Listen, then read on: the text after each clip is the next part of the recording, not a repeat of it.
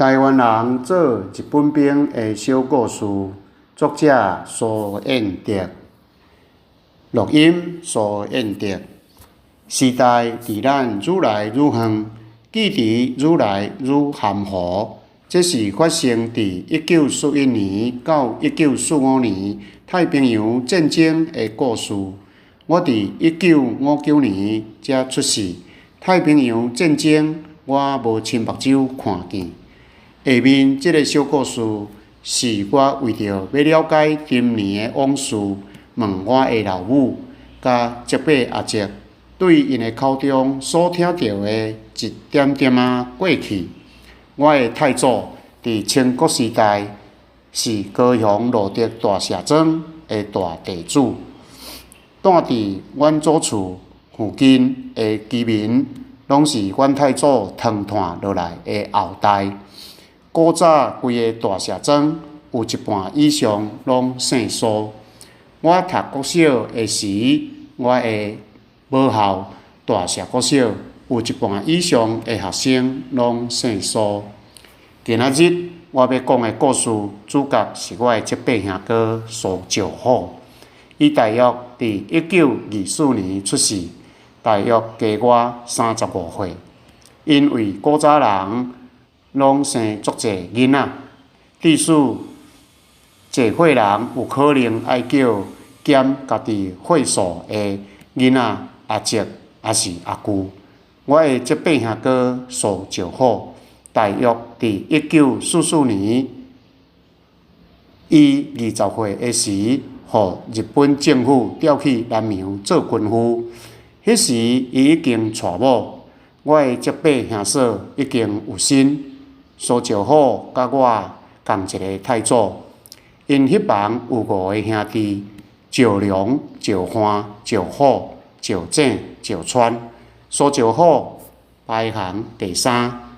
因另外4个兄弟仔我拢捌看过，独独毋捌我的另外一个叔伯兄哥苏石虎。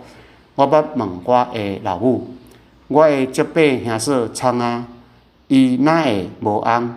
阿母讲，石虎啊死伫南洋。我听了真心酸。1945年太平洋战争结束，日本战败，一批搁一批的台湾兵互大船载入港口，一批搁一批的亲人去港口等待，望亲人赶紧入港。有人欢喜，有人悲。经过一摆搁一摆的等待，我的叔伯兄嫂拢等无伊思思念念的爱人。听讲最后一帮船要转来啊！长辈甲叔伯兄嫂讲：“你踮厝内等待阮的好消息。”不安的心情伫亲人的腹内打滚，得到的结果船去人空。亲人目屎碰到苏石虎的遗物，踏着沉重的脚步，甲苏石虎讲：“石虎啊，你已经转来台湾啦！石虎啊，你已经到厝啊！”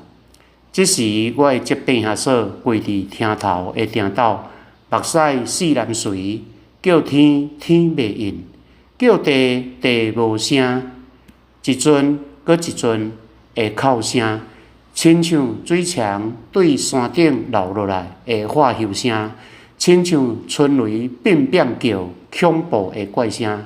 石虎啊，石虎啊，你哪会遐尼侥幸做你去？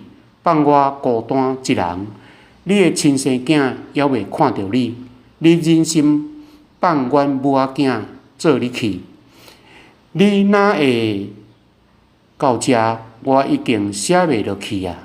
敢讲这就是人生，这是一段人间的悲剧。